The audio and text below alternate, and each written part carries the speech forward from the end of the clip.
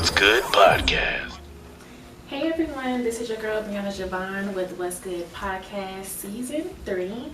And thank you so much for tuning in. And this is actually episode 4. I didn't even realize that till right now. But thank you guys so much for tuning in. As you know, I don't have interviews. Instead, I had genuine conversations with you guys and gals. So let's get into it. Today we have a new guest. His name is Donovan Bridgeforth. And as you guys know, we always get started with an icebreaker. So you ready for your icebreaker? I am. Okay. So your icebreaker is, what is the most out of character thing you've ever done? That's a great question. In my whole life, one of the most out of character things I've ever done was when I was in Memphis with my cousin. We actually jumped off the back of an 18-wheeler. It's a deep story, but I guess that's just where I'll leave it at. Okay. So yeah, let the people wonder about. Because I was definitely going to be like, Yeah. give us a sprinkle. Yeah, but we were trying to get to the other side of the city, and we weren't mobile at the time because we were too young. So we had seen something on the internet where somebody had jumped on the back of 18-wheeler and jumped off at their location, and so. So that was like a ride. Yeah, Oh. we rode on the back of it like it was like a horse or something. Dang. Yeah, so it didn't end too well, but we're still here to tell the story. So Okay, that was definitely out of character. memory. Yeah, definitely out of character. A little too risky. Nice. Yeah. Okay. And so let's go ahead and get into our genuine conversation. Okay. Who is Donovan? Donovan Bridgeforth, 27-year-old entrepreneur, about to turn 28 in October, God saying the same. I'm a genuine person, and that's why our business has been able to survive through the coronavirus and through the first 5 years of us actually being in operation. So when we first started out with this idea of being the BLK App and helping people find Black-owned businesses, in 2015, that was a radical idea. It was right at the beginning of the Trayvon Martin era. So that's when things started getting filmed live on Facebook, and then it only continued and got worse over the years. So with us being socially active or social activists at this point, we saw a lot of backlash, and so we just kept it genuine. We were in the business of just trying to expose Black businesses and give us a place where we can be on the forefront, and we don't have to know so much. So with technology today, you have to be very skillful with your SEOs, with your any type of search engines, just so that your business can get found and have that type of traffic online, because everything's moving to e-commerce and e-consumption, even like audios, videos, all type of stuff. You're just consuming it through the internet as opposed to just like real life things. So with us being wanting to expose Black businesses like that, it's hard to get Black people to do that on the Google level or like on a Yahoo level like that. But once we have a platform that's catered to us and we do all the hard work for you, it's easy for Black businesses to get found. So that's given me a passion, and that's my calling, and so that's really who I am. It's just helping take away some of the red tape for Black people. So I'm kind of a path clearer for people, more so. Okay. And I read somewhere that you were actually a basketball player. I was, yes. So what was that transition like from, being an athlete to now dealing with technology on a whole different spectrum? Actually, it was a rough transition, but in the time I didn't know how rough it was, if that makes sense, because I was just so passionate and dedicated about what to do. But coming out of Mesquite Poteet, which is where I graduated, I was ranked in the top 30 players in the DFW in the class of 2011. And so I had several D1 offers all across the country, but I decided to stay close home because I'm really a family guy. Like, I really love my family, and I want to build a family just like my family, to where we're all close. So I just decided to stay in Dallas and go to a Division II school, Dallas Baptist University. Full ride, went there. But that is where God spoke to me and was telling me that this system is not built for you to win. Even though I'm a scholarship athlete, everything's paid for, all of the cloud on campus, stuff like that, still not built for you to win in the long term. And so just the cultural differences from me being, I'm even a black Christian Southern Baptist person, and going to a predominantly white Christian institution, it was way different, and the Christians didn't match up, if that makes sense. So even when I was 18, coming into 19, going through my phases, getting my first tattoos, getting my first earrings and stuff like that, as a Christian athlete, they didn't see why I was doing that. But I was also a black male, so I'm finding myself in my culture, which we like to be flashy. We kind of like to look good, right? Yeah. And we like to let people know that we look good, right? And that type of vibe on that campus, being so small, had such a big effect that I ended up clashing with one of the trainers, and it came into a physical altercation. And then so I ended up getting my scholarship renewed for the sophomore semester. And so from there I went to a JUCO out in Waco, McLennan Community College right there, and continued full ride basketball, played dean list athlete, you know what I'm saying, all that type of stuff. But the culture was built around, I had a black head coach, it's a JUCO, so there's a lot more black people on campus, so the culture fit, and so I was able to thrive. And so when you're a token, or in that position to where you're the spook by the door, like Nipsey was saying, it takes some mental fortitude to be able to stay in and break that barrier for other people to get into that institution, but you're still playing on their playing field. So I noticed that. And so when I went and got recruited to my next school out in Abilene, Texas, Hardin-Simmons, I went and I just had the same vibe that this is a predominantly white institution, and I'm gonna end up being black. You know what I'm saying? Like at the end of the day, and it's gonna clash again, and I'm gonna end up hating playing basketball for you guys, right? So I stepped away from basketball, and my dad has been my head coach my whole life. He's actually the head coach at Ennis High School right now, and so that was a rough time for us, because me and him, we had built our whole lives and our whole relationship through the game of basketball.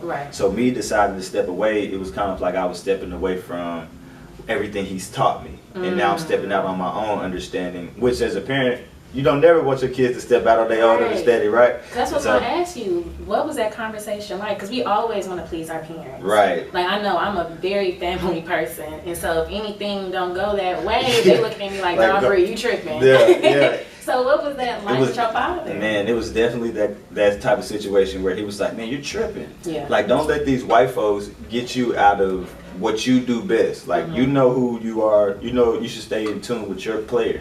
And I was like, but the game is built for me to lose. Even if I win for them and I show all of this, I still lose, because I have to bring myself back of who I'm growing into be. And I didn't even know that this was on the way, right? And so that first year, he was like, well, if you're not gonna play, then you're gonna have to pay for your school. Not all of it. That's what the conversation was at the moment, right? It's a scare tactic at the moment. You gotta pay for your school. You're about to pay for everything, right? So I said, all right, cool. I'm gonna do it. So I got a job on campus right away, writing for the newspaper, right? And so I was like, okay, so I was writing for the newspaper, and then I became a photographer for the newspaper. So now I'm getting paid both sides. I'm writing the article and I'm taking the picture for it. So it's like $50 an article and then like $25 a picture. So I ended up writing one whole issue. So I'm just like hustling, like I'm like, what? And so I made that same black impact, but it wasn't in the typical way that predominantly white institutions were seeing it, because now I'm doing it in the classroom and in these extracurricular activities that have nothing to do with physical activities. It's all mental. And so after I was doing that, I actually started a group on campus called the Black Students Association.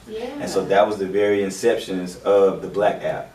Right there, we were bringing black students that were on campus and throwing parties, basically. Right, that was just keeping it real. In college, we would come together and just party together, chill, like kind of get a community outside of that. You know what I'm saying? And then the second semester, I started turning into like a book club, to where we would read books by black authors. Like one book we read was "Why Are All the Black Kids Sitting Together at the Cafeteria Table?" If you've never read that book, it tells you about why people culturally are attracted to each other, right? That's true. Just because it's like we speak the same language, Mm-hmm. even body language, all type of languages. Yeah, we can read each other. Yeah, you know what I'm saying? Just down to the T. But Yeah. if you're in another one, it's unfamiliar, so Mm-hmm. you just go to the familiarities. Mm-hmm. And so from there, I was like, okay, so the books, okay, all this is cool. So then I came out with my first company, which is called The Great Change, because I felt myself going through this transition. Mm-hmm. So I was like, man, I'm just name my company that. And then so I wrote a book about myself and about. Look at you. So would you consider yourself an author as Well, well? I would. I've actually written 5 books Nice. under this publishing company that's now The Great Change. So, Okay. but the first book is called The American Alien, Okay. and so it's kind of telling the story of how I went through that transition and how my dad reacted and all of that. Just kind of like breaking that down, and then from there I just got into writing more novels and just like short stories and stuff like that, and then published those into books. So we have published 5 books under The Great Change. And then from there, I was like sitting at a standstill. Like I was out, like every day I'd be on social media inboxing people, hey, check out my book. Hey, check out my book. Like just hustling, like Right. like thinking like That's you got, usually what we don't. That's all we know if you don't know the technical side. Yeah. Like you mentioned the SEOs and stuff like Yeah, that. That's the only thing no, we know as yeah. far as advertising. yeah, ourselves. it's like pushing like street Yeah. promotion, word of mouth. Yeah, that's what That's I was it. on. And so I was like, man, this is too hard. Mhm. That's what I told myself. I yourself said, out. bro, I'm getting tired. And I know my books are fire, like, but I can't connect with them. Mhm. Not then I called my friend Troy Bryant, and he's one of my business partners. I said, bro, I can remember the conversation. I said, bro, I wish there was a place for black people to just put their business and get found. He was like, you should make it. And I was like, you know what? I should. And so that's when I came out with the BLK App, and that was in 2015. And I dropped out of school. Like I still don't have a undergraduate's degree, so I just have my associates, right? So I've gotten all the way up to 3 hours left, and then I got all the way up to 6 hours left. You know what I'm saying? Like several different times at different institutions. Yeah. Never finished because it's of the business venture. And so once I dropped out, I put all steam ahead toward the BLK App. And so that's where we got, and once we started this business. Wow. So with Troy, was he initially just sold because y'all homeboys to become a partner, or was it like, yo, I got a business plan, you gonna be in it or you not? So he was sold way before this happened. So he was there my freshman year at DBU, Okay. and he was one of my like I guess you had dorm mates. Even though he wasn't my roommate, he was in the same dorm, right? Gotcha. And so everybody, it's a small campus, and everybody knows the athletes. Yeah. And so once they saw what the impact I was having on campus, and it was even too much to where they had to kick me out, he was like, man, this dude is like gonna be on something. And so once I reached out to him, he was like, bro, I'm behind you. Like no, like not even no, don't need no plan. Like I trust you. Like I feel it. You know what I'm saying? And so from there, once me being the genuine person that I am, I was like, okay, let me get myself together all the way. Because even though I did the books and stuff like this is gonna be bigger than me. Yeah. You know what I'm saying? So I'm gonna have to learn. I'm gonna have to go back to school. I'm at the school myself. And so from there, I started getting into reading even more books, which is like the Think and Grow Rich, Rich Dad, Poor Dad, that era. So I'm starting to find those books and reading those. And then I start writing out my business plan, and then we actually start getting into searching for the app development. So with the app development, I've seen little ads where, oh, it's 1, 2, 3 to create an app today. And I hear other people like, nah, if you really gonna do an app, you want to make sure that you do it the right way the first time. Yeah. So what was the path for you? So the path for me was going the wrong way the first way, and then coming back around and then understanding the correct way. So initially when we started searching for app developers, we had reached out to several people, and they were reaching out with like extravagant quotes. And so I was like, man, I'm gonna have to grind up to get it, because I don't know. I mean, nobody has an app that I know. You know what I'm saying? The apps are just now popping. That's when Flappy Bird was just coming out, and Cash App had just hit, where they were giving away the $5 right away. So I'm like, man, okay, let's jump in. You know what I'm saying? And so I actually ended up losing $15,000 to an app developer. She ran off on us, and we didn't hear from her. And so we had potentially thought about giving her equity in the company, which she could have ran off with. But So we had just, we ended up giving her the money. So Yeah. you can take the money, we'll take the money, you know what I'm saying? And so from there I was like, okay, that loss is, that hurt. You know what I'm saying? Like, especially at the time, especially on my family, any type of relationship I'm trying to build at the moment, that like you just lost $15,000 on a risk. Like you don't even know why do you need to have a black business? Why do you need to do this for all these black people? Why not just try to get yourself up? You know what I'm saying? That's how your family talks. But like it's bigger than me. You know what I'm saying? Like once I build this and get it right for everybody, we all gonna be straight. You know what I'm saying? Like even, yeah, you know what I'm saying? So but they couldn't see the vision that I had. So then I had to go teach myself how to app develop. So then I'm learning Java, I'm learning Python, I'm learning C++, all of these type of things. Going to little app development boot camps, stuff like that. So you want to be hands-on, not just hiring and outsource, but you want to be there. Well, I tried to hire and outsource, and it just kind of went down the drain. So at this point, I can only acquire the assets for myself to try to do it, to try to make that money back. So that's how we ended up getting our first versions of the app into the App Store, was just off of me coding and trying out stuff. Nice. Yeah. So from there, the Black app is here, everything is running. I looked on Google Play, my little Android, and you got like thousands of downloads. You got hundreds of reviews. I mean, you're doing amazing. So, initially you learned how to advertise with the book. And you was like, I tired myself out. Yeah. So what does that advertising look like years later with the Black app? Man, it's actually transitioning once again. But from there, just that street promotion, what I started to do was enter myself into competitions. Because I was like, so you were saying how is the transition from being an athlete into being into technology? It's more or less I brought the same competitiveness to the business world. And I feel like a lot of athletes that I've been speaking to on the platform say the same thing. Yes. That they kept that mindset of being an athlete to whatever role is next in their life. Yeah, and that comes down to practice. That comes down to researching your competition, because you get scout teams like when you're in sports, you get a whole scout report on each individual player on the other team. Your coach gives that to you, especially on the higher levels and professional levels. Yeah, you get it's a packet that tells you this guy likes to go right on this part of the court. He shoots 35% going this way. This guy, if you get in his head, he'll get mad. So you have the whole, it's like that. And so the athletes, it's a business. Sports is a business. So that's why there's a lot of corporate athletes. Even though some people just are talented beyond their means and they don't see the competitiveness in it, because I'm so talented, nobody can compete with me. Some people, right? But when you have to work hard and compete and do your X's and O's and your strategy has to win, stuff like that, that's easily translated to the business world.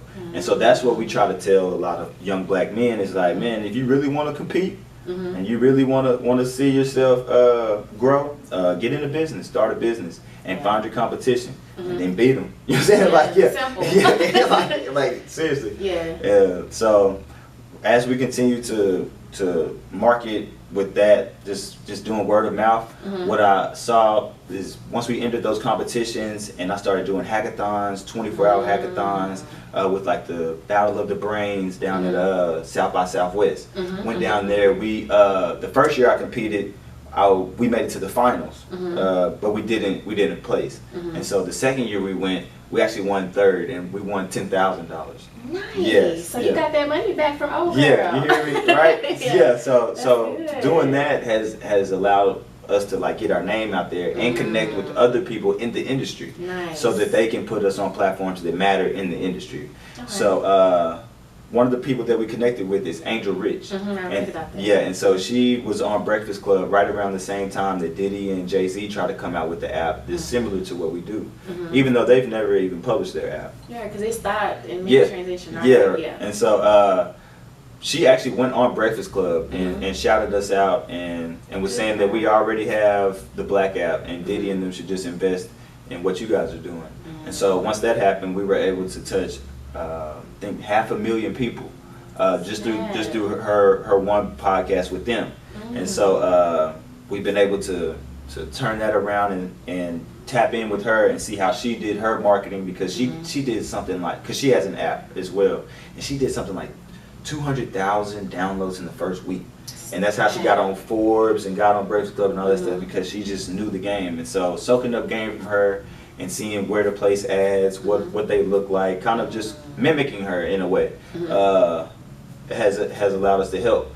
But the next transition that we're going into, just because of the COVID, has allowed us to actually elevate, just because people need to be found and they need businesses that they can trust. And Black businesses are one of the most underserved communities. And so we're here to serve them and get them found to where the SEO doesn't matter. None of that matters. You have a specific plan built for you. And so our marketing is going to be integrated with your marketing.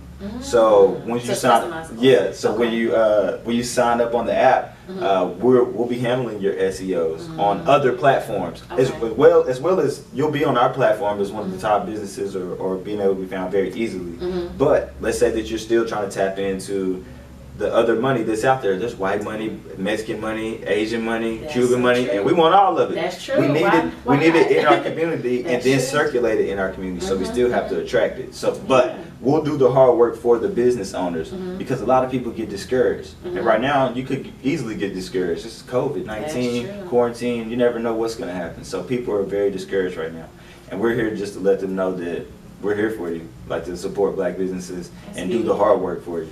That's beautiful. So I kind of want to rewind a little bit with that conversation with Angel Rich. I know certain times people be in rooms with important people, but we get a little nervous, like, should I approach them, should I not approach them?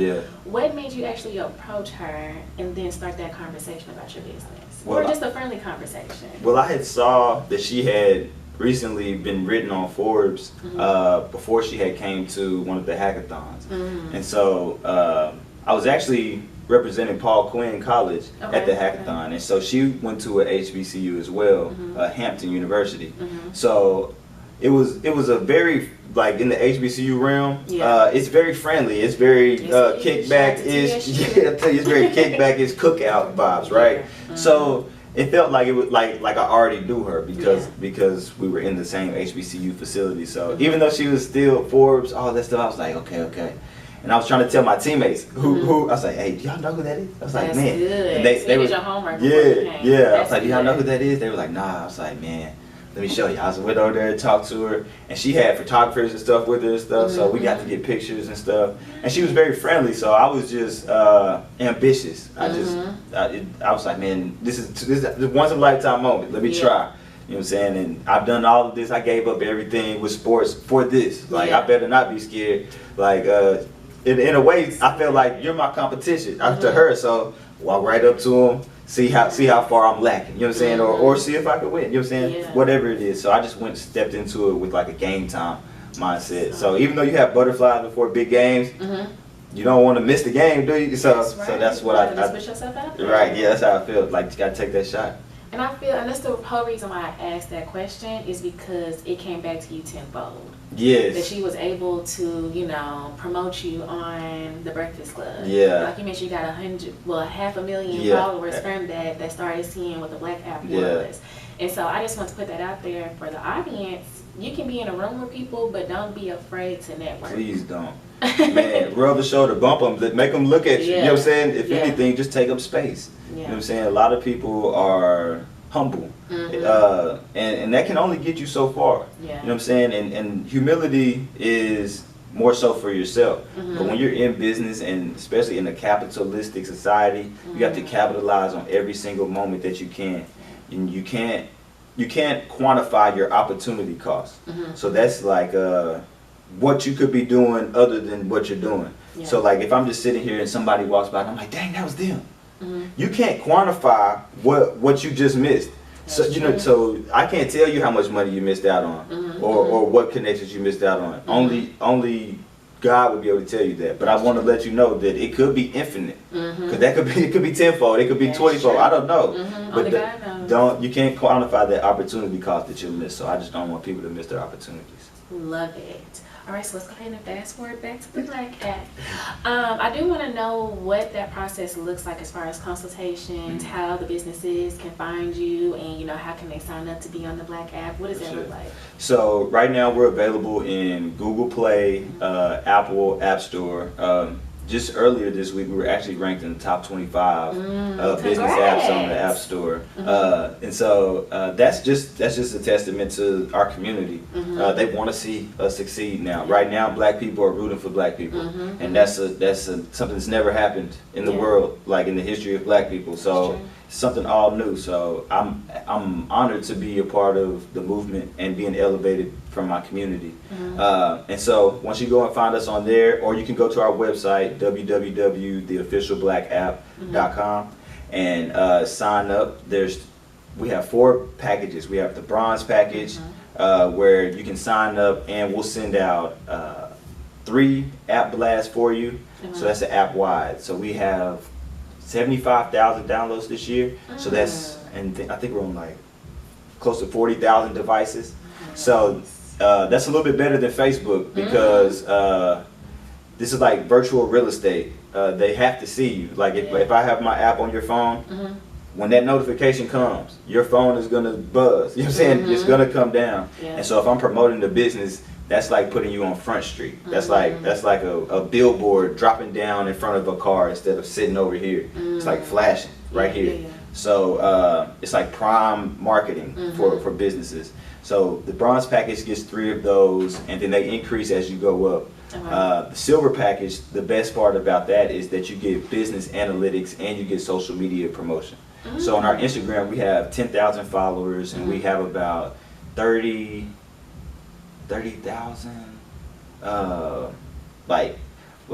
impressions over this year, like people reacting and likes and comments. Engagement. So yeah, we have about 30,000 engaged users over this year. So being able to get in front of those people on Instagram, Facebook, even though we're moving away from those, we can still tap into those and promote people. And then moving up to the gold package, there you get business analytics. So there you get to see, it's like more in depth. You see where people are going in the app and clicking your business, how many people clicked this, what they were doing, how long they were on this screen, stuff like that, so that you can know how to tailor your profile so that it's easier for people to get straight to you. I like that. Yeah, and then our highest package, we just partnered with Instill Network. I don't know if you're familiar with them. It's a network out of Dallas, Black owned. To shoot commercials in our highest package, which is the platinum package. So each month you'll get a commercial shot for your business, professional, and it'll be aired on YouTube, the BLK App, Instill Network, which is actually on Roku, and any other platform that we're tapped into, so that you'll be able to promote, and you can promote it yourself, so you'll get the actual digital yourself. Yeah. I like it. So of course, you already know it's promoting Black businesses, but the fact that you had different tiers for people, why did you decide to do the different tiers and packages? So one of the things that I've seen is that the entrepreneur is getting younger and younger and younger, right? And so I wanted to be able to offer something to the youngest entrepreneur, as well as the corporate entrepreneur that has McDonald's franchises out here or Wingstops. So I wanted to be able to touch the top and the bottom, because if there's a kid that started a lemonade stand, they may not be able to afford commercials and stuff like that. They may just need to be located on the app so people can drive through and get like that. And it's only $10, something like that a month. But if there's a person that's like, man, I need the full package for my business, and I need this monthly, I need to be pushing this, and I don't have time to do this because I'm making so much money, those type of people, well, we have the highest package for you. And then in between, those are more so for your college and budding entrepreneurs. The people who know that they need to know, and that will know what to do with the knowledge once they know, like the analytics and the Instagrams and things like that. Okay, look at you.